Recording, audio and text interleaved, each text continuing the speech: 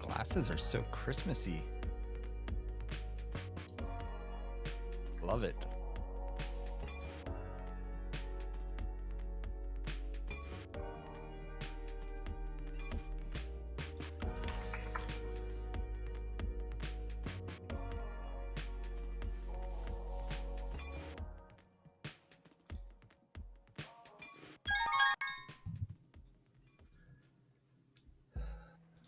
Hey, Sam. Good evening. Hope you had a great day. Thank you. It was really cold and sleety here all day. Our kids had delayed school, and it was kind of like our first wintry-ish weather day. Where is your here? Charlottesville, Virginia. Oh, I was just on with a friend of mine today that's in Blacksburg. Okay. And he said they were having terrible weather too. So Yeah, that's what it was. It was like 24 hours of nonstop freezing rain. yuck. Was all school canceled and everything? No, just delayed, thankfully, because it got above freezing. It only got Okay. down to 32 degrees at night, and then it got up, and it was okay. They didn't need to delay it, but they were just being cautious. Yeah, I guess you're in more northern Virginia, unlike southern Virginia, where if it just smells like it might snow at some point in the next several hours, it's going to be Shut canceled. it down. I know, and I grew up in North Carolina, so it was always we missed a lot of school. One of my favorite moments was, because my son grew up in Toledo for several years before we moved to Blacksburg, but was quickly trained in the Blacksburg ways of school delay and school cancellation. In Toledo, you get a foot of snow and they're like, maybe we'll give them an hour. Yeah. And but it was barely I don't even know what is the term when it's flurrying. That's the word. There it is. Barely flurrying, and he comes running in. He's like, "Can you check to see if school's canceled?" And at first I laughed, as I just did, and then I still went and checked just in case. It's wild how different standards and expectations in different places. Yeah, it's very different. Well, I think at first I kind of mocked it a little bit, being from the Midwest, but then someone was like, "No, we have one snow removal truck and one salt truck, and it's for the whole town as well as for the next town over."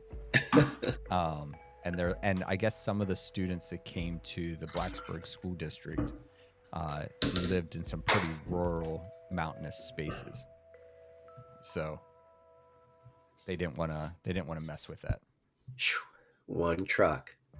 Yeah, exactly.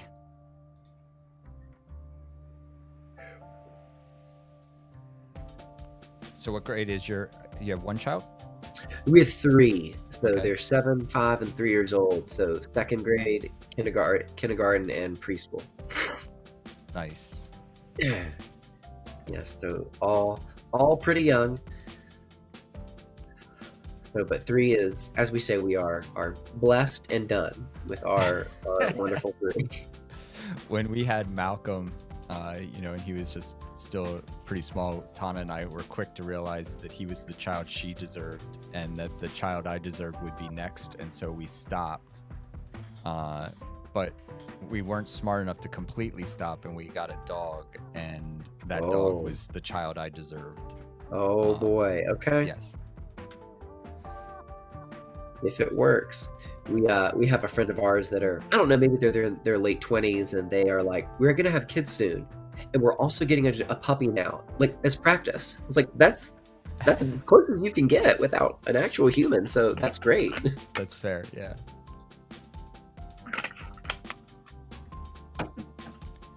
You decide on any holiday backgrounds or anything you're going to use? Nope, just this. This is as holiday as it is. And from here on out, in 41 seconds and counting, it is going to be sans holiday cheer. Okay. You had it snowing earlier this morning, so I didn't know if you were going to bring it back. Yeah. Yeah, you have some little overlays and stuff. Yeah, I just didn't do any of the holiday overlays beyond the countdown screen.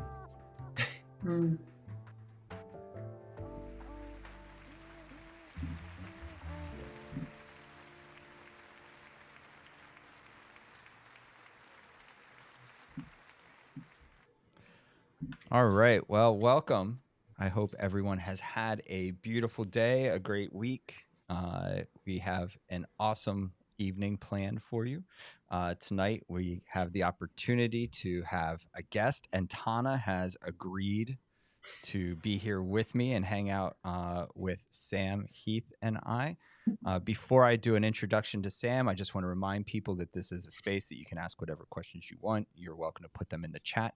I just recommend and request that you put a Q and a colon before it. It makes it a little bit easier for us to find those questions amidst your conversations, and also that you just are kind, compassionate, and generous to one another in the chat. Beyond that, ask whatever questions you like, and I would love to introduce Sam. So Sam Heath, he is coming to us from EJUSA, which stands for Equal Justice USA. He is the manager of EJUSA's Evangelical Network. In fact, my spouse, Tana, actually used to work for EJUSA. And so, Sam, if you would be willing to possibly introduce yourself and tell us a little bit about what you do. Sure, absolutely. So Equal Justice USA, we're a national organization, and we work to end the death penalty and to help communities respond to harm and violence without centering punishment, police, and prisons. And we're not a faith-based group, but my branch of us, the Evangelical Network is. And so my role is to reach out to Christians, but especially evangelicals. So Christian individuals, churches, denominations, about what the justice needs are in their communities and ways that we can accompany them to help meet those. Awesome. Thank you. Yeah, thanks for being here, Sam. Really appreciate it. And our time at EJUSA did not overlap, unfortunately. I think you started not too long after I left. I'm not sure. It was last August I started, so just a little over a year. Okay, so maybe like 6 months after I left, Okay. or something like that. So sad that our paths didn't cross, but I'm glad that you got to join. It's an amazing organization. Mm-hmm. And I was hoping maybe you could tell us, because I definitely don't want to step on any toes, and also I've been out of it long enough that I don't think I could offer as good an explanation as you could, about what the vision is of EJUSA and why evangelicalism is a necessary part of it. So the vision for the org as a whole is animated by the main narrative that we want to break, which a lot of people think that justice and punishment are synonymous. And that's what we want to separate. We want to have justice be defined by things like safety and healing and accountability. And so whatever it is that we can do to help in that is part of what we do. If that's ending the death penalty, if that's engaging in restorative justice, if that's helping support violence interruption groups. So all of that relates to the animating philosophy or philosophy of change of justice is not punishment, but that we want it to center on healing. And so that's something that anybody can agree to for any reason, from any faith background or non-faith background. But it was in 2017 that EJUSA started thinking, well, to repeal the death penalty, well, I'll go back further. It was about 2010 or so when EJUSA started thinking, we want to reach out to some political conservatives and really start engaging that demographic. And part of the thinking of that came from the story in England of the repeal of slavery over there, and they needed a certain percentage of the conservative vote that was there. Not a majority, but at least some of it in order to be able to do that. And so the thinking is we need that here in order to move our criminal legal system in a totally different direction. And so for a number of years, EJUSA started reaching out to conservatives, and that was really successful. And then in a few years into that, the thinking was, well, we also should reach out to evangelicals. And there were a lot of reasons why we did this. The most obvious one is evangelicals are large and funded and loud and heard for good and bad reasons. There's 100 million evangelicals just within this country. So part of it was just a numbers game. To engage 1 out of every 3 Americans is to engage someone who is a self-identified evangelical. But under that is another reason that really motivated me to come into this work is I think that to really be an evangelical, it is a theological lane. There's sometimes things that are political that are attached to it. There's sometimes cultural beliefs that are with it, but a lot of it is a theology of how things are approached and how the Bible is approached. And if we do that and move into what evangelicalism actually is at its core, I think it would result in us wanting to see our criminal legal system completely transformed and changed. And so the big reason of reaching out to evangelicals for me is I think if evangelicals are reached out and told, this is really who you are, and to really be evangelical would mean to engage justice in this way, then that's what we're trying to do. Yeah. So, with that being said, where do you find is the most complicated spaces to kind of get over that hump, right? So, like the idea of needing a certain number of individuals to participate in order to overturn things is very real. Where are the hardest places to kind of push them over that hump, so to speak? Well, in a way, it's a blessing, and it's also a curse because it's the core piece of who we are. When we talk about justice not being punishment, that's the biggest hurdle for people to get over. Because one of the things that modern evangelicalism has done really well is to push a theology of punishment. in every sphere of a person's life, right? In parenting, what you must do as a parent is control and punish. Within the criminal legal space and the civic sphere, you must control and punish. Within a school, you must control and punish. And that is what God does with us and what we're called to as authority figures. And all of that's tied together of love, control, and punishment, all being wrapped up together. And so to say something of, actually, to love someone doesn't mean control. To love someone doesn't mean to punish. It means building a space for healing, feels risky and scary because you're pressing on somebody's identity.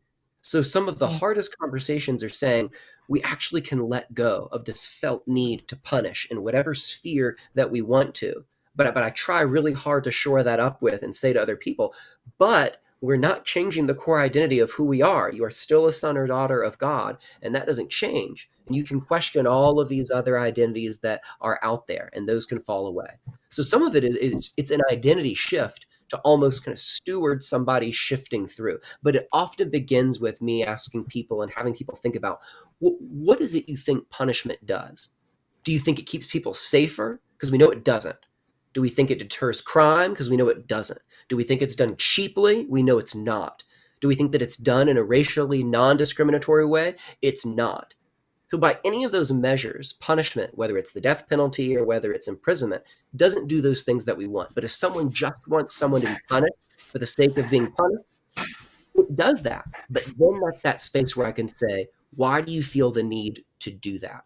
Why do you feel the need for a government or you as an individual to bring that to someone? And those are hard but rich conversations.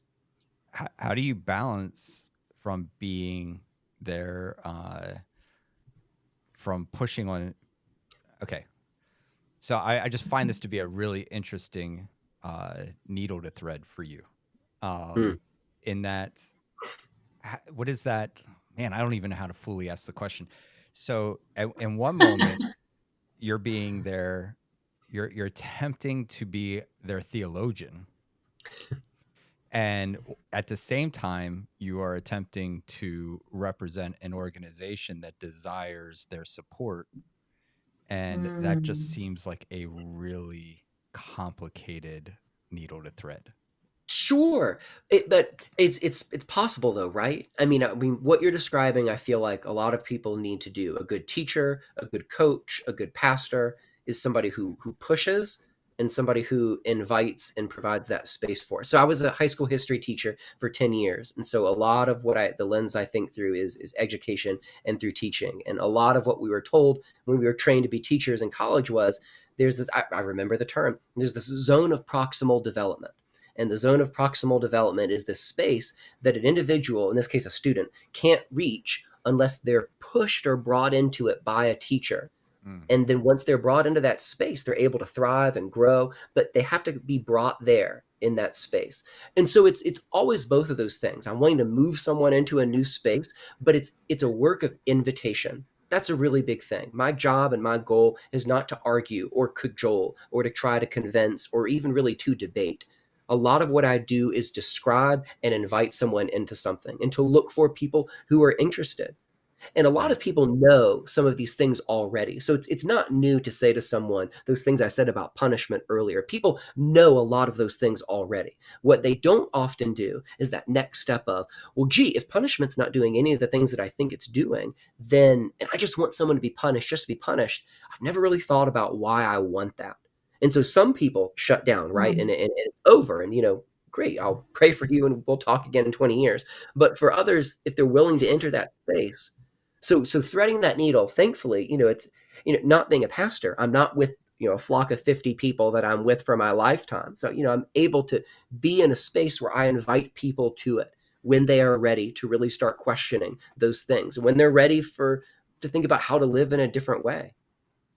So do you spend more of your time receiving people and discussing these ideas, or do you spend time going out into their space? Like, how much time are you spending as an invited into someone's space, or calling them up and saying, hey, we'd like to come out and talk to you about this? Because that's got to change the dynamic. I mean, just when you're talking about being, I'm thinking about being a pastor, thinking about caring for people. It's so different if someone calls me up and says, hey, Don, can you come and talk to me or talk to this group, versus, hey, would you be interested in hearing about this? So what do you think your balance of time is in that type of Yeah, dynamic? in the last year and a half or so, it's shifted. Because at the beginning, it was because I was new to this position and new to the activism organizing world, but not new to the theology and education space. Thankfully, that was a space I'd been in for a bit. But in the role that I was in, really the Evangelical Network had only done death penalty repeal work and had done it really well. And my predecessor, Heather, had done an incredible job. And when I was brought on, my task was continue the death penalty work, but add to it everything else that we do. Really bringing in that lens of racial equity. What does it look like to think about trauma-informed systems? How do we do violence reduction? How do we think about healing and what justice looks like through that lens? And adding in all of those things. So for the first 6 or 8 months, it was outreach all Yeah. day, every day, multiple conversations, lots of cold calls from like Joe and Jane in the pew to big national leaders. And sometimes they would respond. And there have been incredible relationships of people who have heard about us and have been able to respond. Jamar Tisby is one. And so he's on our advisors group. And I'd read his work for years and reached out to him in the role and said, listen, I think you would want to know who we are. And we've developed an incredible rapport, and he's become a huge supporter and engaged in a lot of this work. And other times people won't respond. So for a while, it was a lot of outreach and saying, hey, here's who we are. Here's what we do. There's another way other than what we're doing. And now it's continuing that, but a lot of it now is okay, now that we've kind of gotten out there into the world, there's more places and spaces where we're able to come and to speak or teach or accompany a group or a church or move into a specific space, like the campaign in Virginia to repeal solitary confinement. We've worked to rally churches around that movement, help support that campaign that's happening. Do you find that when you're trying to bring the whole kit and caboodle, that there's a good sequence? Like hit them with this first.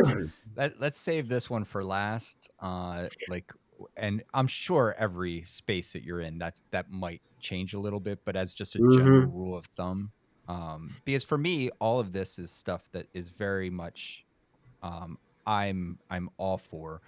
It's part of who I am when I think about faith, when I think about the world.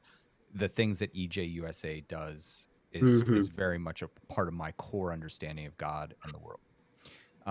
But that's not true for everyone, right? And I would imagine some spaces that you walk into that this is foreign. Yeah. So when you walk into that foreign space, first of all, that's got to be a very heavy moment. But do you find that you have like kind of a go-to of like, we're going to go ahead and start here. This one will be the most palatable. Yeah. And we're going to build. Yeah. Usually, pretty quick what the space can handle and what the audience might respond to or be ready. And that's not being deceptive. I think it's being gracious and hospitable. I want to really steward somebody's identity change, which is what we're talking about. You don't want to push them off a cliff. Right. Right. Not at all. That's not gracious. That's not helpful. And that's going to cause someone to resist it. Right. So yeah, there's often a sequence. Usually where I'll begin to kind of test the waters is just describing the criminal legal system and talking about what mass incarceration is. The easiest go-to statistic is, the United States has 20% of the world's prisoners and yet 5% of the world's population. And just letting it sit with, undeniably, we incarcerate at a rate more than any civilization has in the history of humanity. And then we talk specifically about the death penalty. And we talk about, we have a third of the world's female prisoners, that we have over 2 million people in prison, over 1 million police officers, 2,300 jails and prisons, and give people a sense of what the criminal legal system is and its scope and size, and in comparison to history and in comparison to other countries, and remind people how violent our country actually still is. And then often ending it with this, that over half of violent crimes that occur go unreported. So people are choosing, the majority of people are choosing nothing over what our current system offers. So if this is the system, and over half of people who are affected by crime are not choosing it, what we have is huge and wretched, and people are not choosing it. And then usually when I get to those things, you can kind of feel, okay, what part of the solution are people ready for? Can we move all the way towards let's talk about alternatives to police and prisons? Or do we sit in, well, what do you think punishment does? Or do we drill into the death penalty? But a lot of it just begins with describing this is where we are. That 1 in 5, 20% statistic that you mentioned about how we have 20% of the prison population, but 5% of the world population. That has always been the thing that has stuck with me the most, because I think that we as Americans tend to look at other countries and we see some of the more draconian things that they do, or some of like the what we would say are like lesser crimes that people get killed for, or they have their hand cut off, or like whatever, right? And we go, oh, those countries are so barbaric, and they're so focused on punishment and everything. And I know when I was working at EJUSA, I'd be like, yeah, but did you know like we imprison so much of our population, and then on top of that, our prison system is not restorative. It is it just produces, it doesn't really do much to help rehabilitate an individual. And then you look at places like Finland or something like that, where they have these more restorative prison programs, and their prisons look more closer to hotels than what we have, and that kind of thing. And people are like, oh, that's being soft on crime, but it's like, but Right. what we're doing right now is not actually helpful. Right. Not at all. Not Yeah. at all. No, and you're spot on. The prison system is not restorative. It's degenerative. It absolutely, it doesn't only not help, it itself is perpetuating more violence, and it's actually claiming to prevent or to deter. Yeah. Yeah, we look 100%. at some of these punishments in other countries, just like you said, and say it's barbaric or it's outrageous. And I think we're responding in those moments to what that kind of punishment is, and we're missing the scale and scope of punishment that we actually have in this country, which is astronomical, right? We gave some of those stats a second ago. But also, and this is one of the horrible hidden pieces of the criminal legal system and its story, what we actually do is torturous. The way that we execute people, the way that we imprison people, the way that we engage solitary confinement is itself, by even the most minimal standards internationally of torture, it is torture. So some of those things that we would look at other countries and judge them for, we do things very similarly, and we hide them. Yeah. And a lot of people don't know. So Yeah. how much, because to me, when we talk about things such as torture, a lot of evangelicalism believes in eternal torture of someone who does not profess a certain very specific way of thinking. How are you able to convince people that believe that God is going to torture people for eternity, that torturing people for a period of time for a crime they've been committed of is not the way that we want to function in this world? Sometimes I'll talk about and reassure people, I believe in judgment. I believe that when harm or violence happen, that the scales of justice are imbalanced. But what I believe brings that balance isn't punishment or torture or suffering. So one, I want people to know that when harm happens, I think something is owed. I think from an individual to an individual, from an individual to a community, I think something is owed. I think that sin is always communal in its effect, and healing needs to be communal in its action as well. So if that's the case, all right, well, then sometimes that reassures people of, all right, well, this person believes that when bad things happen, like something should be done. So we'll start there. But I'll also talk about and say, I believe that God acts as judge. I think at the end of time, there is some form of judgment. There is an end to things. There's a separation of things. I don't fully know what that looks like. And I'm not willing to stake my claim and say, I think that hell is eternal and conscious torture. That makes me really uncomfortable if that's true. And I'm not sure that it is, but I'm not sure that it has to be. And I'm also, deep down pretty reformed. And so I'm really comfortable saying, like, listen, I really trust God, that he's sovereign and that he's going to work it out. And so I really do think that there will be a judgment at the end. And I think that there will be a sorting. And I think that God will do that in a way that is righteous and right and good. But I don't think that's what we are called to do, particularly after Jesus. After the atonement, if there was an argument for judgment and torture and punishment before that, no, okay, maybe. There's a lot we could say with the Old Testament. But after Jesus, I can't see that at all for us as humans here on earth. So again, I look towards this future where God will judge in some way, whether that's in this moment or eternally, sure. But I don't think that's what we are called to as humans towards other people. I don't think we need to. I think the healing that Jesus brought on the cross and through the resurrection is what we are called to bring towards others. I do think it's interesting that a lot of people hold kind of what you said about the Hebrew text having a lot more potential judgment or harsh judgment. But, even the understanding of an eye for an eye, the irony of that is that's very much restorative justice, because the rabbis said, well, how can you do an eye for an eye? Because what if your eye's smaller than my eye? Or how can you do a tooth for a tooth? Maybe your tooth has more decay than my tooth.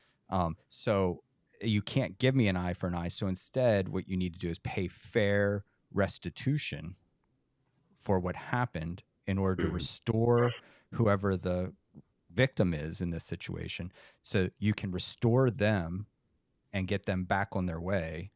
And that is the kind of that eye for an eye. And the irony is that in a lot of evangelical circles, they'll point to the Hebrew Bible as being very legalistic and very, driven by these harsh rules, an eye for an eye. And they'll even bring up eye for an eye. And I'm just like, please just stop bringing that one up. That just doesn't work for your case. Yeah. But then if we look at our judicial system, that has been heavily influenced by Christians and evangelicalism. It is not restorative.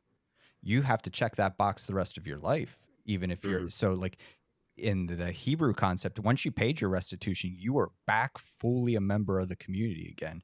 Right. And in our current system, you are rarely ever fully back to being an equal member of the community again, if you ever were an equal member to begin with.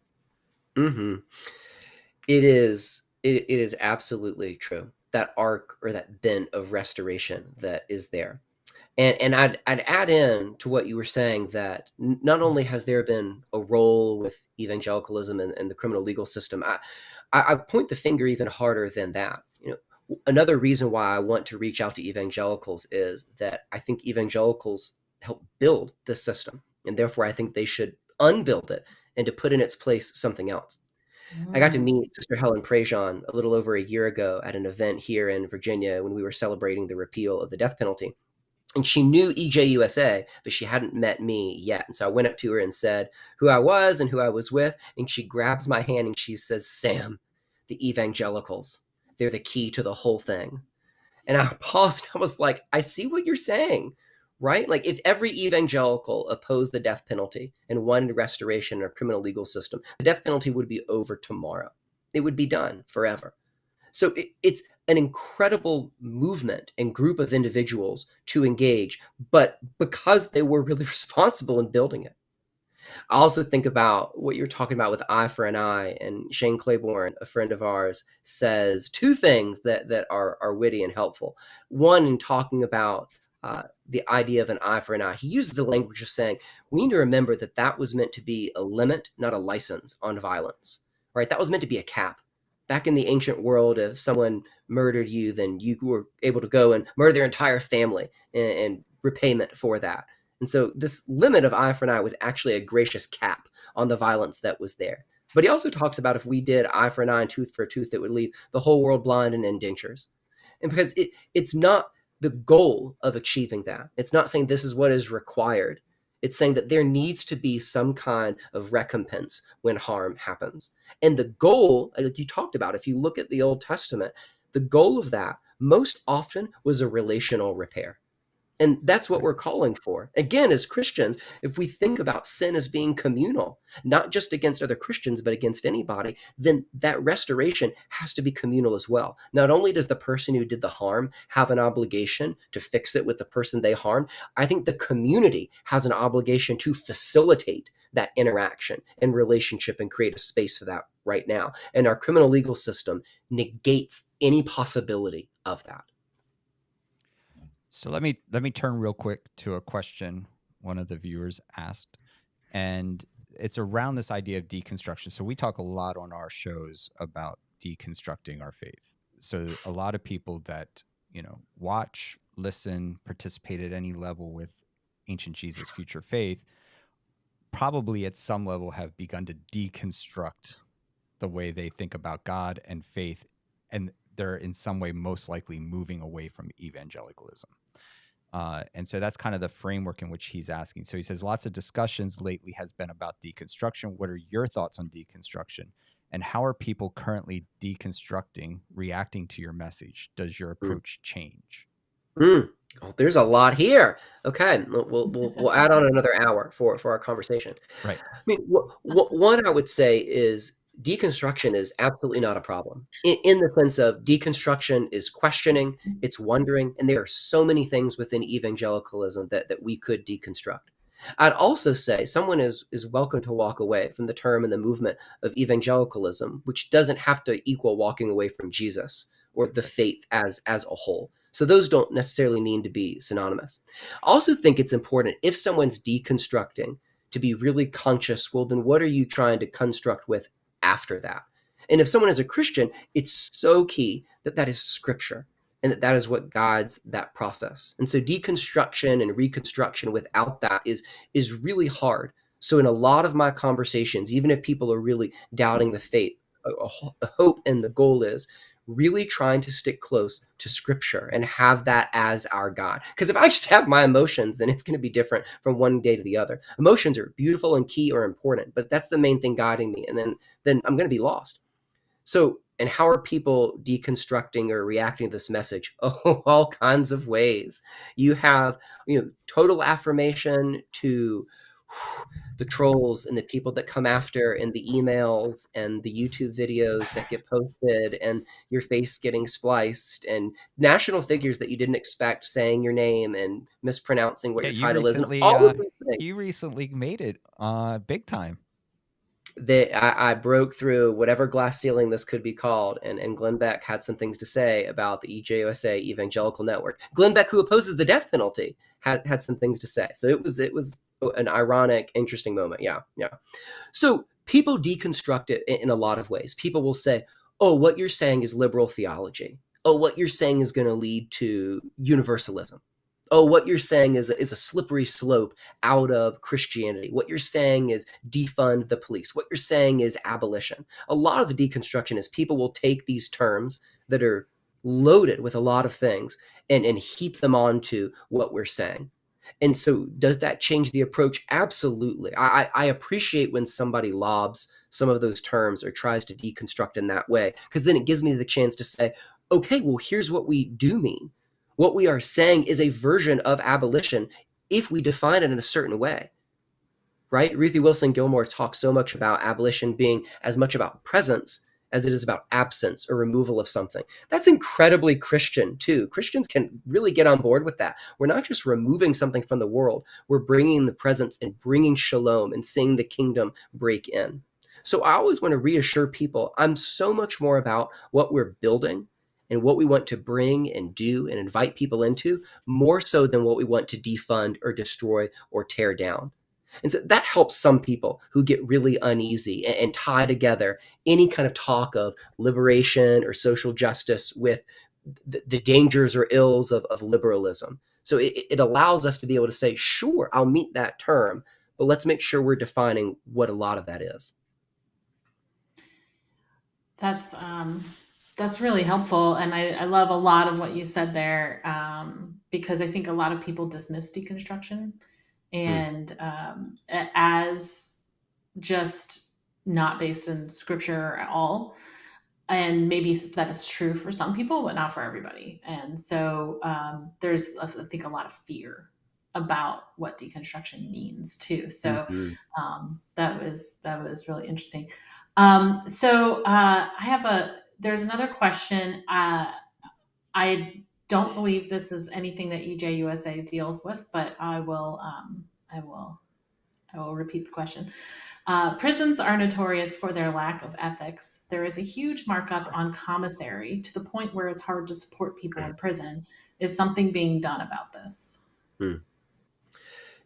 In a sense, yeah, there are all sorts of prison reforms that are happening across the country, and those are really important. And we want to support and bless those groups as they do that. But this is one good distinction between EJUSA and other organizations, or the organization we often are confused with of EJI, Equal Justice Initiative, and Brian Stevenson. And we work with him and love him and support his work, and going back to his museum and memorial in April again. And as incredible as they are, it's important to remember their lane is legal reform and storytelling, Right. but legal reform. Right. And they're incredible at it. And that must happen, even down to things like commissary, which is this wicked, abusive system, right? For EJUSA, that's not where we are. We're not reforming the existing system. What we are wanting to do is build something entirely new that is based in the needs of a community. We would talk now about we want to help build community-centered public safety ecosystems. And we use that term of an ecosystem because it's a playoff of the natural world, right? An ecosystem is really complex and an ecosystem is interconnected. And communities at their best are that. They're complex and they're interconnected. And a public safety sphere in that space is always required, right? Whether someone's a Christian or not, we know that harm and violence are always going to be present. It's not about removal of those completely. It's about having that be minimized and having to be able to engage that as little as possible. And we want that to be community centered. And so what we're actually doing is going into communities and wanting to work with organizations often that are already there, community-based violence intervention groups, violence interrupters that are already on the ground doing that work, most often outside the system. And we want to source and fund and train and learn from and accompany those groups that are there. So the shorter answer to the question is, we don't actually do a lot of specific reforms or legislation in the sense of we Right. do support legislation around repealing the death penalty, and there are other initiatives that we do. But as a whole, we're not wanting to make the existing system better. We want to build something entirely new because I don't think the current system, I don't speak anymore of the system being broken. I think that the criminal legal system does exactly what it was designed to do for the benefit of those it was meant to benefit and to the detriment of those that it was meant to harm. And I don't think that it can be fixed. I think it can be made better. And there are aspects of violence reduction that as an organization that we do. But as a whole, we want to entirely shift the narrative. And we want to move into communities and accompany them to build a whole new realm of public safety. And for me, my role is here's what churches and Christians can specifically and especially do in that. Yeah, yeah. And you know what? I would add that one of the things that I loved learning about when I was working at EJUSA was all the different groups that did all the different things, and sort of like you said, how they work together. It's sort of like an ecosystem to address the varying parts of the criminal legal system and try to either fix them or reform them or find a new way forward without them. And I just want to point out to the person who asked that question or anybody who's interested, Worth Rises does a lot of work on prison reform. So if that's interesting to you, you could check them out. I know that their what's it called? Executive director is on Twitter and constantly tweeting about the campaigns they're doing. So just a little thing to throw out there. Going back to sort of we I can't remember if we specifically said politics, but we were talking about some of the theology that you might have to wrestle with when you go into these evangelical spaces, right? And we know that 81% of white evangelicals, I don't know if it was 81 or 82, in the 2016 election voted for Donald Trump. Yeah. And right. Exactly. It was 81 in 2016 and 2020. It was both. Oh, it was both. Okay. And unfortunately, it didn't. The statistic didn't change. Yeah, it was the same. Just stayed the same. Wow. Well, yeah. And then I've watched or listened to multiple stories from churches who ran, from pastors who were run out of their congregations because they weren't Trumpy enough. Like the pastor wasn't Trumpy enough. And so I'm kind of curious about how do you approach that particular group of evangelicals? And if so, how? Just how? Right? Yeah, we do, and we are increasingly more and more. One, because we need those people. We to do what we want, to love people in this world the way that they need to be loved. We need them to be doing something different. But also because it's sad and hard to see those individuals and these, in a sense, are lost brothers and sisters that I want to come back and to find a new and a different identity. So for all the motives, yes, we want to pursue those individuals. So a lot of what we did with the Evangelical Network at the beginning was looking for supporters and really just building out the base of who we were and building out some content and some material of who we are and really getting a sense of our identity and our lane and being able to talk about these things, really learning our partners, seeing what their work is and seeing what it is that we actually want to and could contribute to churches and to Christianity within this country. And now, after a year of doing that and really getting a sense of, okay, it seems like this is what's needed. Now, a lot of the work is rallying individuals and targeting things in specific places. So, an example, one of the places that we work the deepest right now for the Evangelical Network is in the state of Oklahoma. And so, Oklahoma, in a lot of ways, is ground zero for what's happening with the death penalty. Oklahoma scheduled 25 executions at the rate of one a month over the next 2 years. There are 3 executions into that execution spree, and it has been a horrible story that's been there of how these things have come about. But the coalition, especially the Christian coalition that's come around the death penalty repeal movement there, is vibrant and incredible and encouraging, both the national partners and the statewide partners that are there. But to engage Oklahoma, Tana, is to engage those conservative evangelicals. It's to engage those 81%. And those statistics are huge of those individuals there. So a lot of what it looks like there is, one, again, trying to describe, here's the system that we have. Are we satisfied with that? Are we satisfied with the system that seems to breed violence, that actually doesn't seem to bring safety? And then can we start questioning, what could something else be? And the hope is to make that process as gentle and as hospitable as possible. And often to say, I don't fully know exactly what this new world would look like. And in a sense, I don't know because I want it particularized to a community. I want that ecosystem specified for each community and the needs that are there. But also, it's an honest response of, I'm not sure what all of this will look like. I'm not going to have an answer for every question that comes along to this. But I know that what we have isn't working. And so engaging a lot of those at 81%, hopefully there's a small foot in the door of what we have just isn't working by any measure. It's not actually keeping us safe. Are there other options? And then the great news is we can look to other countries like you named, but we can look to just other cities within the United States. Right. Baton Rouge, Louisiana, Newark, and New Jersey are 2 increasingly trauma-informed cities doing incredible ecosystem public safety work. So we know what it looks like to reduce violence in these ways.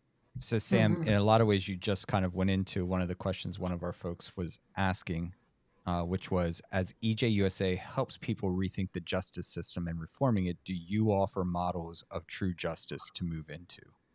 And I'm assuming they're meaning examples or ways that this could look. And the answer is, yeah, and then the answer is absolutely, in a few ways. One, there's all sorts of statistics that we can give on things like the death penalty and that it's terrible, it doesn't work, but also like restorative justice. When this is done, how incredibly this is done, how this works, how this is beautiful. Danielle Surratt is the founder and executive director of a group in New York called Common Justice, and she wrote a book called Until We Reckon. And that book really details justice is not punishment, and then it gives example after example. What does it look like to practice restorative justice, even with the quote-unquote violent offenders? What does that look like? And so she gives these examples. She gives these stories of what it looks like that they've seen on the ground. So there's evidence that's like that. But then I also, like I mentioned with the city earlier, with Newark, New Jersey, there's a city that's doing this in incredible ways. If you go to ejusa.org, on our main page is a case study that we help bring about that's capturing the ecosystem in Newark, New Jersey. And EJUSA is one small part of that ecosystem, because what's happening there is incredibly locally rooted. And it is groups working together, at times with the system, at times outside the system, to create that ecosystem, to have these individuals that are violence interrupters on the street responding to these things. So there are places and spaces within this country that we can point to and say, look, we know this works. We know it's better. We know it's safer. We know it's cheaper. We know that it actually does the things that we want. And we all know that.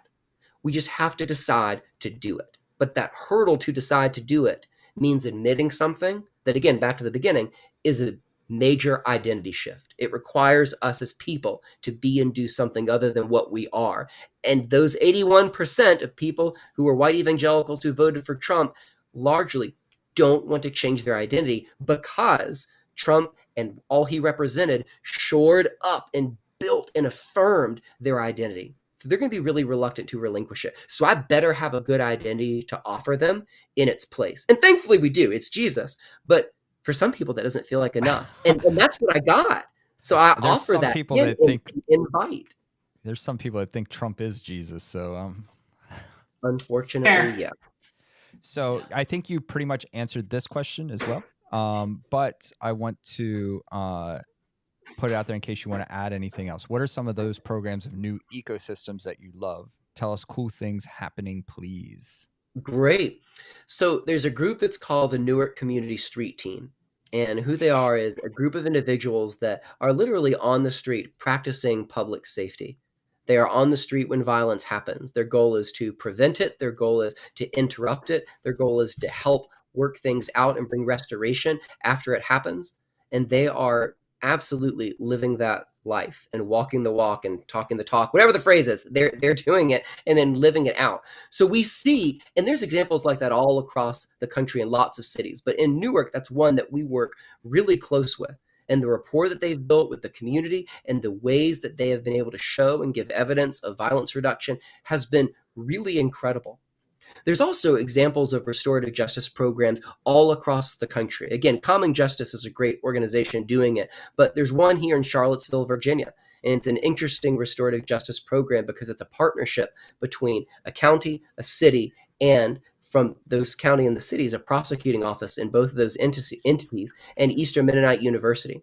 And the goal of it is to divert individuals who would normally go through the system. And so far, they're up to about 20 or so cases that have been diverted from the system. People who would have gone to jail or prison for what they did, but because they were able to sit in a room and have a conversation and do what we would say accountability is, which is an acronym, ARC, A-R-C. They're able to acknowledge the harm that they did.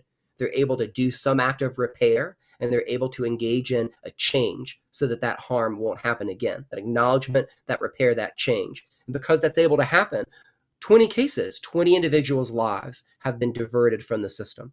So across the country, there are instances like that. And again, we know that that works. We know that it's beautiful. And we know that a lot of this is happening outside of the church, outside of Christian spaces. And so I also want to say to churches, and if we want to talk about really cool stuff and seeing things that's going on, well, I think we could see this in every church almost every week. I mean, Matthew 18, which evangelicals will talk about, that's the church discipline passage. I mean, Matthew 18 is about conflict management and conflict engagement. If someone harms a brother or a sister, you confront that person. If it's rejected, you bring a friend. If it's rejected, you bring it before the church. If it's rejected, that person is removed. But that person is removed out of protection for the community that they're harming and out of protection for themselves in that unrepentant sin. But that removal is always done with an invitation to return. Right. It's always with that hand extended of we want you here, but we recognize you're harming us and yourself. And out of love, we can't allow that to continue. And there are certain conditions of things that have to happen, not imprisonment, not torture, and not death, but certain acts of repair that have to happen before you can return. Churches already should be doing this. It's literally within our text. That's what restorative justice is. That's the whole point of sanctuary cities. I mean, Right. you said not only did you send out someone into those spaces, but in addition to that, that's also where a lot of the Levites lived. And so you sent them out to spaces in which they had counseling and compassion, and they were taken care of. And then once the moment had arisen for them to be restored, then they were brought back in. And it's, yeah, just very, very different. Yeah. I mean, and Jesus ends it by saying, if they reject all these efforts, then treat them like a tax collector. But what do we see Jesus doing with the tax collectors? We see him eating with them. We see Jesus pursuing them. We see Jesus inviting them into his fold. So And then we that see, removal, I was going to say, and then we see the tax collector Zacchaeus offer reparations, but I'm not sure right. that'll preach very well. Well, it depends what you use that word on, right? But no, we see Jesus pursuing this tax collector. We see his heart changed, and we see the first thing his heart does is this physical act of repair. And yeah, it's a reparation. And the gospel is a reparation. The gospel itself is an act of repair. So that word is something that we should embrace. Yes. Yeah. We have another question here for you. In your efforts to reform, have you ever changed your feelings on something because of people who were opposed to you? Mm. In a sense, yes and no. So I think we mentioned this, Don and Tana, last time we talked about the Enneagram, that I'm an Enneagram 1, and it's fine if no one knows what that means. It's a personality typing test, and it means that I can be really rigid in how I think about things. But it also means that if someone questions me or pushes back, I listen and I think, oh, wow, what if I'm wrong? What if I'm doing this thing and saying these things and it's harming other people? So I'm constantly in this state of thinking, is this real? Is this actually what is right and good for the world? And I continue to come back to, I see nothing else. I mean, kind of like, was it Peter that said, like, where else could we go, Lord? Like, what else could we do other than want to pursue reconciliation and healing for others? So there's always that cycle of, I wonder if this really is the best thing. But honestly, early on, when I came into some of this work, I think I had a category for the death penalty of thinking, biblically, there's a place for it. But yet, the way we do it, it's racist, it's expensive, it's torture, and all of those things. And then over time, I came to a place of, no, actually, I think it's wretched always, no matter what. And a lot of that came from people having opposition. Interesting.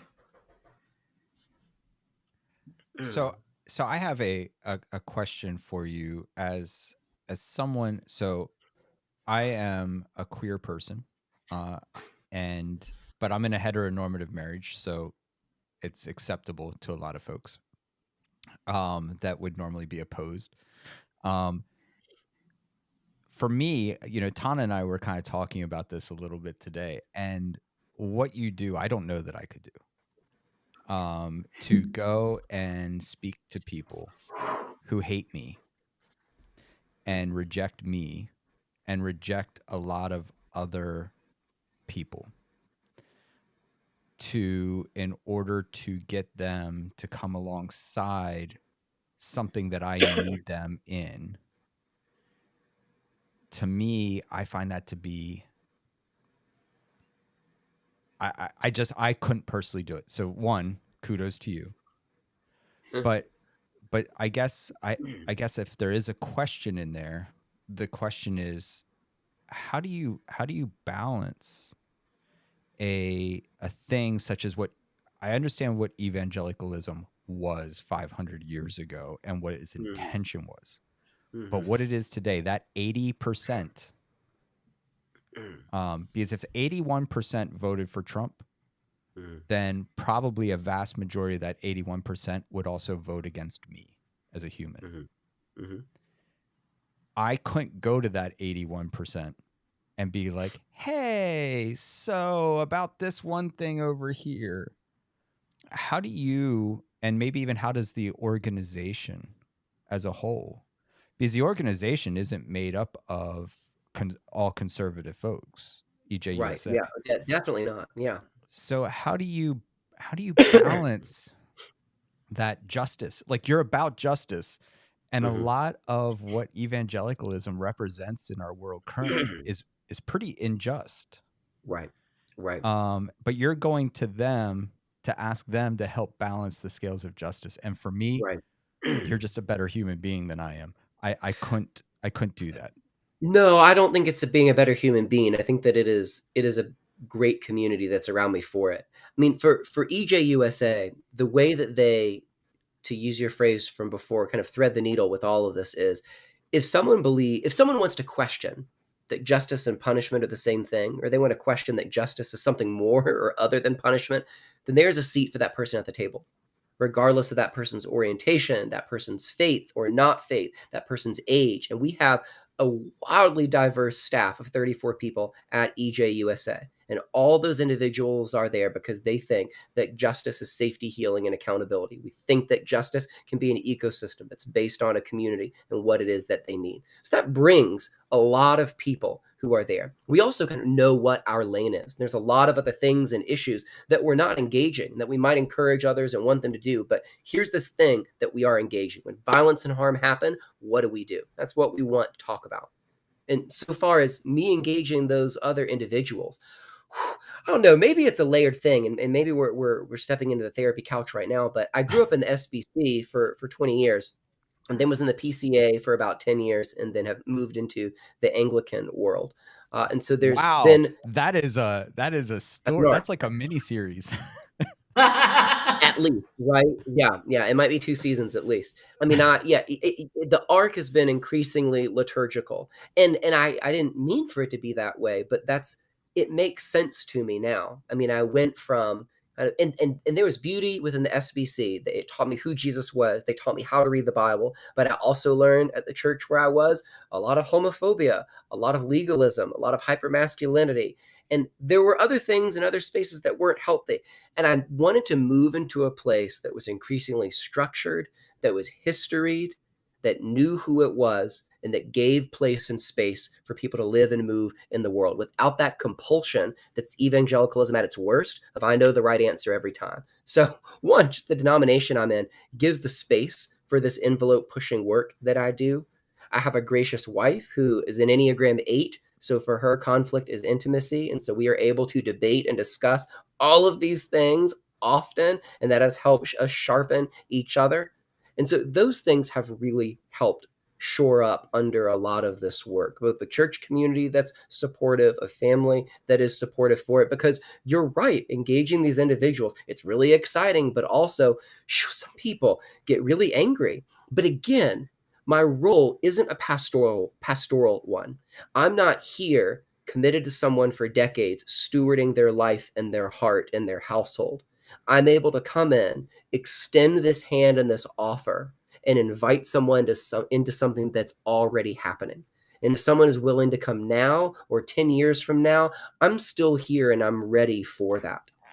And so that makes it exciting, because when people do respond and come, it's really exciting and a thrill. And again, we're not looking for everybody to come. We are just wanting some to come in to question and to think of these things in some different ways. Go ahead, Tom. Yeah. That just feels so complicated. Because immediately my mind goes instantly to the worst case scenario, which is I'm going to have to stand in front of media, arm in arm with someone, and say, we are partnering together to end, the death penalty in this state, and know that person thinks I'm going to hell. Yeah. And that's where my mind goes, and I go, no, thank you.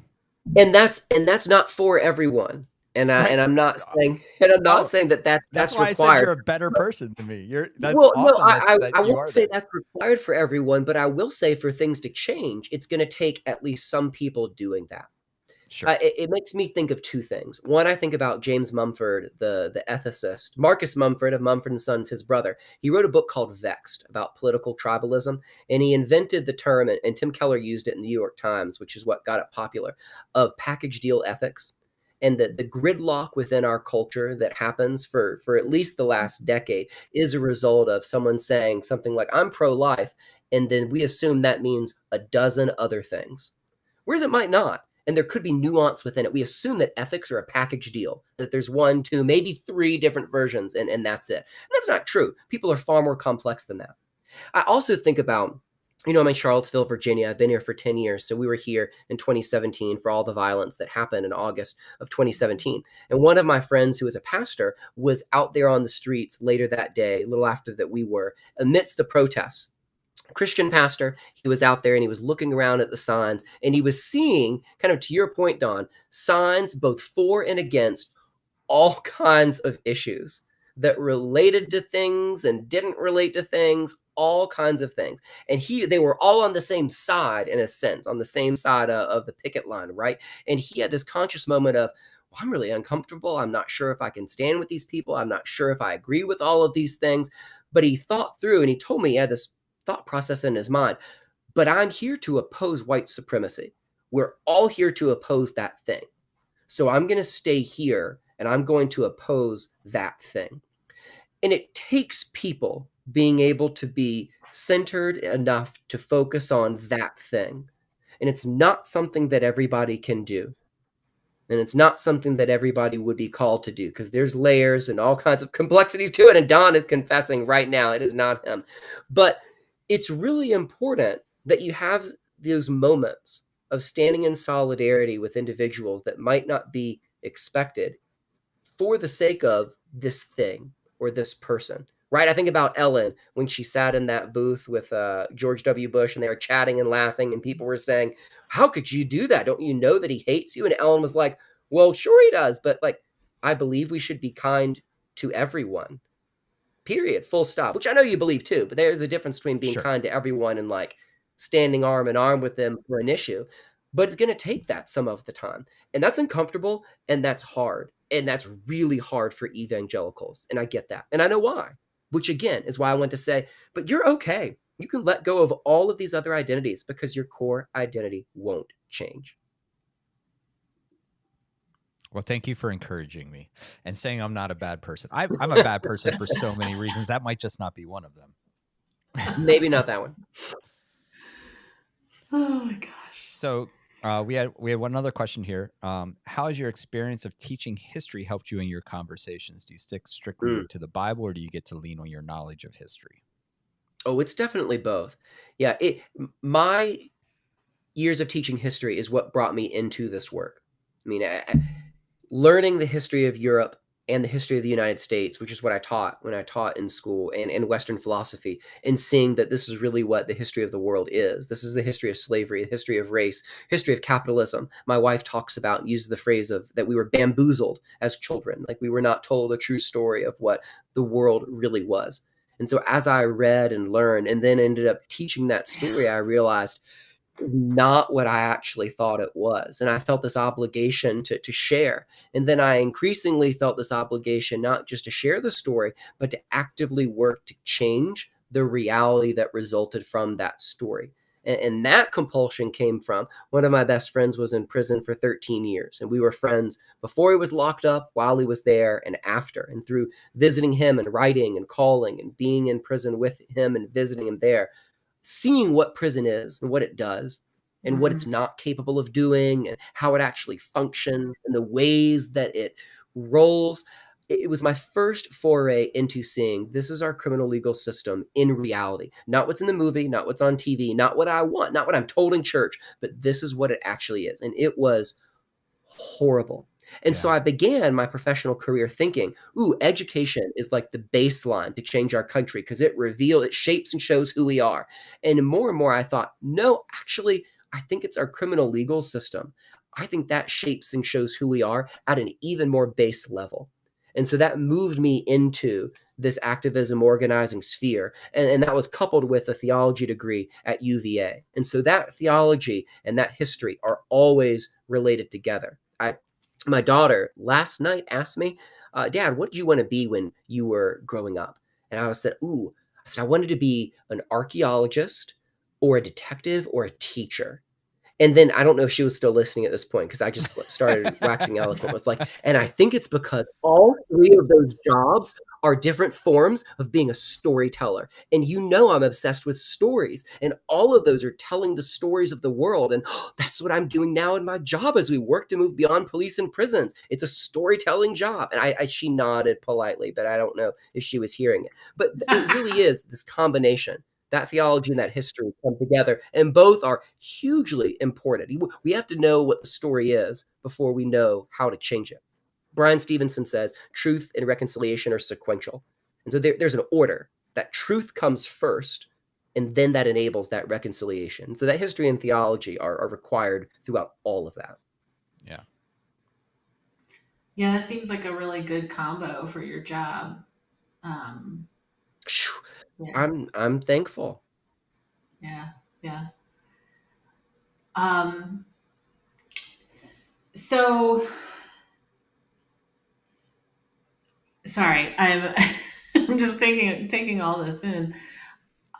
Do you so kind of going back to what Don was saying, like he's like, oh, I'd have a difficult time talking to some of these populations and all that.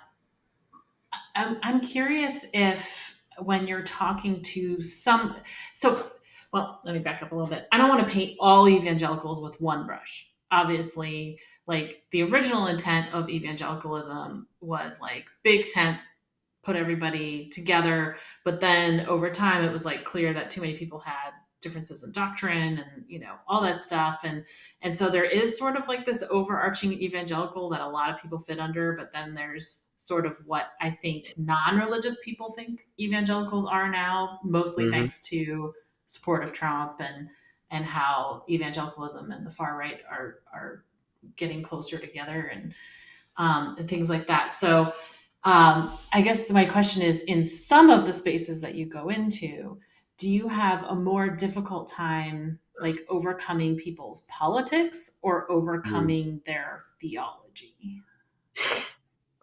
The hard thing about the world now is that those two are so wrapped up together that Right. sometimes I can't help a person distinguish one from the other. Right? Right. I mean, think about Yeah. Christian nationalism. That's literally kind of the worst version of what you're saying. That's what Yeah. it is. And it's not always a term that I'll use because right there's a lot that's loaded within that term, but that's what Christian nationalism is it's this gross overlap between someone's politics and theology, all in the context of white supremacy, and that's not okay.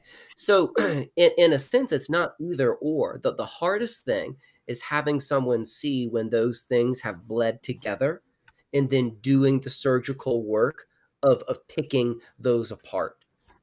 And that can be painstaking, and that can be really difficult because you go back to what we said earlier, what made Trump work and in a sense still work is the fact that he rolled together a lot of things that couldn't and shouldn't really be rolled together, but it sounded good and it kind of worked and it landed. And here we are now with Christian nationalism all over the place, and it taking over all sorts of places, including churches, including people that we would not have thought would kind of have bought in to these things. So in a way, it's not really one or the other, because as soon as I start talking about someone's theology and here's how you think about punishment, then they jump to, oh, well, you're talking about my politics. Okay, well, let's talk about your politics and what you think the role of punishment. Oh, well, now you're talking theology. And at the end of the day, I just want to say, then let's just talk about it. Those things should overlap anyway. Jesus was incredibly political. Everything he did had a political overtone to it. He spoke about politics. He Right. engaged political figures. That's not wrong. We should not fear that. If anything, we should lean into that more. I want to avoid things that are partisan because that gets really bloody and scary. And I think anybody who over identifies with a political party, especially who's a Christian, we need to do some really deep thinking there. But to just talk about politics as a whole is important and is key and is certainly not abandoning the faith. Yeah, one of the Yeah. things you said a little bit earlier demonstrates a little bit how people's politics and faith and theology, I guess, have become too mixed. Is that you said people will be like, oh, that's liberal theology. The thing is that liberal politics and theology are two different things. Just like, so I'm liberal, but I actually hold a pretty conservative theology. And we assume that when someone says a conservative theology or a liberal theology, that we're talking political, and Right. it's not. So and so, in case the listeners don't know this, but like conservative theology, I'm conservative because I believe it is the Word of God. I believe Jesus is God incarnate. I believe in the resurrection. I tend to hold to a very conservative theology that many people that are in the same spaces as I am do not hold. Maybe the closest thing to liberal theology I would say that I am is that I'm okay that other people don't hold those same truths. That doesn't bother me. But we make a mistake of thinking, oh, when someone is saying something that is justice minded or justice oriented, that's liberal theology. No, it's not. That's biblical theology. And how much you apply it is probably the difference between conservative and liberal. And I would say the more you apply it, the more conservative your theology is, because you believe that the Bible isn't talking about just spiritual things, it's talking about physical things. And that's a more conservative approach to the text, which is the great irony to me, because so many people that are conservative politically hold a much more liberal theology than I do, because they think that the Bible is just spiritual stuff as opposed to physical. When it says, take care of the poor, they go, okay, I do. I pray for them. That is not what the Bible means when it says take care of the poor. It's kind of anticipating, expecting you to step up and step in and actually engage it physically. And that's a more conservative approach to the text. Making everything allegory is much more liberal. So, sorry, I had to get that out. No, I'm glad you did, and I think you're right. I might not say that the next time I'm at an evangelical church, but I think that you're absolutely right. I think that nuance, again, if we go back to package deal ethics, I think that nuance is lost. Yeah, I mean, Yes. just like the term evangelical, the term conservative has become something that people apply equally anytime it's used, and that's not what we should do. We need to make sure we know what identity it is that we're both placing on someone or that we're assuming for ourselves. Yeah, I thought something you said a few weeks ago when we initially sat down and chatted about doing this tonight. You had made the comment that now in a lot of circles that you guys have conversations, when evangelical is mentioned, people outside of evangelicalism don't even think about it necessarily as a religious term. It's political term. Right. And that evangelicalism is a political group, more so in a lot of people's views outside of Christendom, than it is a religious expression, which is really fascinating and rings so true to me. Yeah, and statistically, that's probably true. It is probably largely a political movement since the 1980s up through now. But again, what draws me to this work is being able to say, yeah, but true evangelicalism, what the movement was and what the theology of it is, actually calls us to something else. And I think that a very legitimate way of responding to evangelical theology is this work that we're doing. Yeah. So we're kind of getting to the end of our conversation. So is there anything that you kind of want us to know about what you're doing, ways that people that are either watching now or watch later, that they can get plugged in, they can find out more? Like, yeah, what do you kind of have cooking? What do you want to share with us? Great. Well, anybody can go to evangelical.ejusa.org, and that's our site, and people can go there to read and hear and see all the things of who we are, some of the material and some of the content that we have. So there on the website, we'll have a resources page. We'll have there. I'm trying to put something in the comment box, and I'm talking at the same time. Because I want to put a link in here. Yeah, don't think us creators have it easy. We've learned to multitask. Right? Well, here, I'll put it in the private one, and y'all can move it Yep, over into the other one because I don't know if I can do that. I got So it I'll right put in here. there. So I'll put in there our link tree. It takes you to our site. You can sign up for our email list. It takes you to our Churching Justice tool. And what this is it's a tool that gives a baseline theology for churches on a theology of justice. It And I describes read our that and it was wonderful. Oh, great. Yeah, it describes our criminal legal system and it starts to give a nod towards some of the alternatives. And the best part of it is that it ends at the bottom with about 24 other organizations and resources that exist outside of us that we really want to engage and elevate and point people to. People who are doing the work or that would help a church be able to do the work. So that tool is really one of the biggest places we want to point people to. We have a monthly webinar that we do called In the Movement. And so every month we have someone who's in the justice movement come on and talk about what work they're doing in restorative justice, what work they're doing within prisons, what work they're doing in academia, what work they're doing on the ground as a violence interrupter.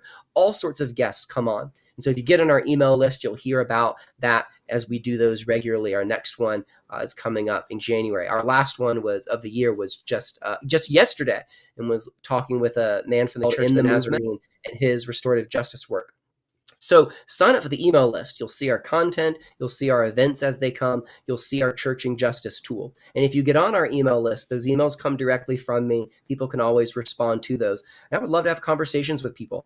Can we come in and accompany you in your space, whether that's a church or whatever kind of community, and help meet the justice needs that are there? Awesome. That's awesome. Tana, do you have anything you'd like to ask or add? I would add that in addition to the specific evangelical portion, EJUSA's website overall is pretty amazing. There is a whole section on what is justice that lays out a vision that is pretty phenomenal. I remember when I was first hired, I had a session with the executive director where she walked through this whole thing and was drawing things and and just like laying out this vision for justice, and my chin is like on the floor, right? Like I'm just like, this is amazing.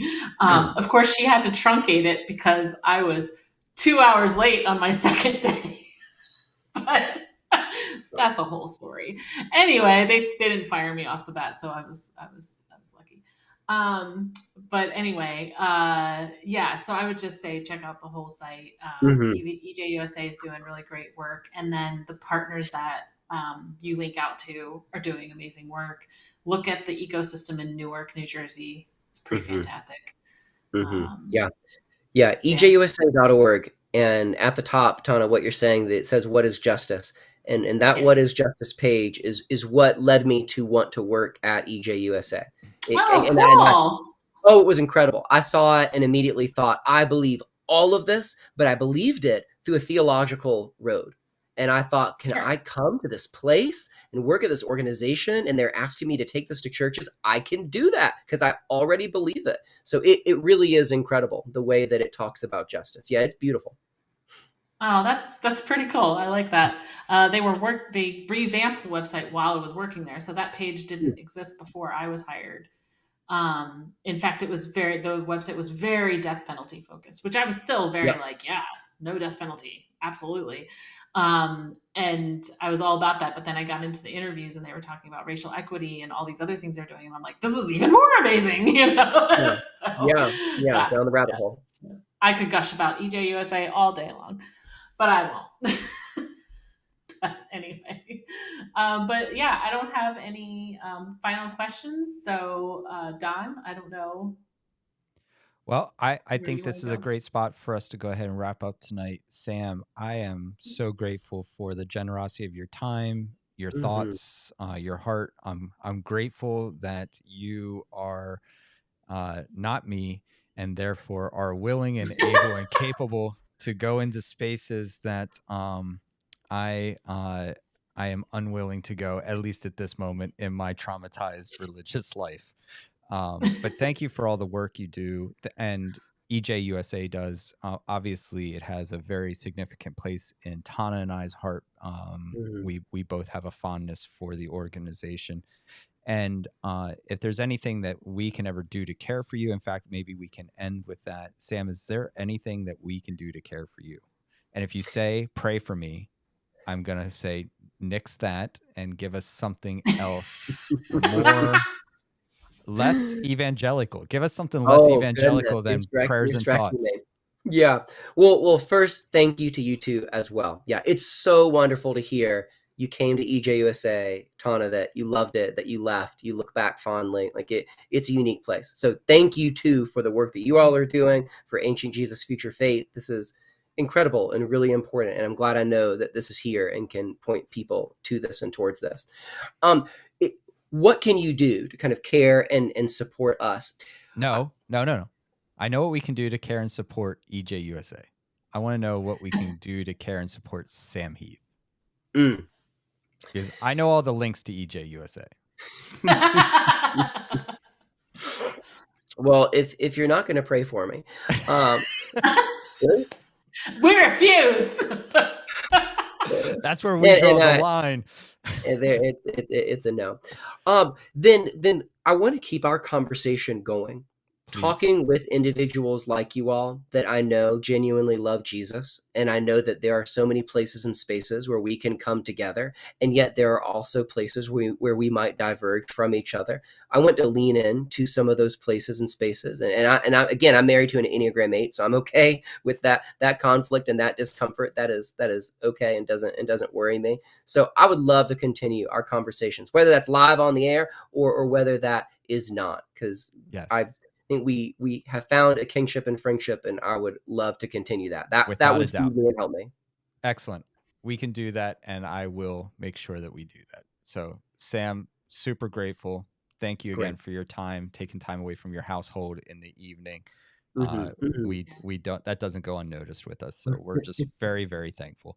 So blessings to you, blessings to all the work you do. And we hope to hear from you again in the next venture that it is that you guys are doing. And if there's anything else that happens, we'd love to bring you back on to share some of those things as well. Great. Don, Tana, thank you very much. Of course. Good night, folks. I hope you had a wonderful evening. Thank you for everyone who participated, asked some questions. If you are catching this on the replay, thank you for watching, and feel free to add questions to the YouTube chat, and we'll make sure that we either pass them on or we do our best to answer them as well. All right. Thank you. Have a great night.